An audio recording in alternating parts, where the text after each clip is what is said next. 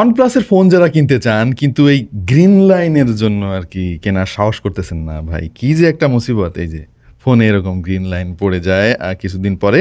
এই আতঙ্কে যারা OnePlus ফোন কিনতে সাহস পাচ্ছেন না, তাদের জন্য দারুণ একটা খবর। কারণ OnePlus এইবার বাংলাদেশের সমস্ত অফিসিয়াল ফোনে ডিসপ্লের ওপরে আজীবন গ্যারান্টি দিচ্ছে ভাই। এই গ্রিন লাইনের ইস্যু নিয়ে সারা জীবন ধরে আপনি গ্যারান্টি পাবেন বা ওয়ারেন্টি পাবেন।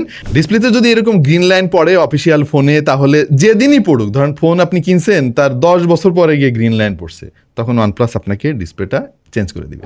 সো এটা অনেক বোল্ড একটা মুভ আমি বলবো।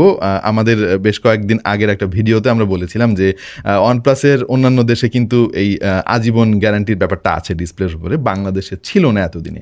সো রিসেন্টলি OnePlus এইটা ঘোষণা করেছে এবং মোটামুটি সবাই বেশ খুশি। কারণ OnePlus ফোন কাউরে কিনতে বললেই ভাই সবাই বলে যে না না না, গ্রিন লাইন পরে OnePlus ফোন নেওয়া যাবে না, অন্য কোনো ব্র্যান্ডের কথা বলো।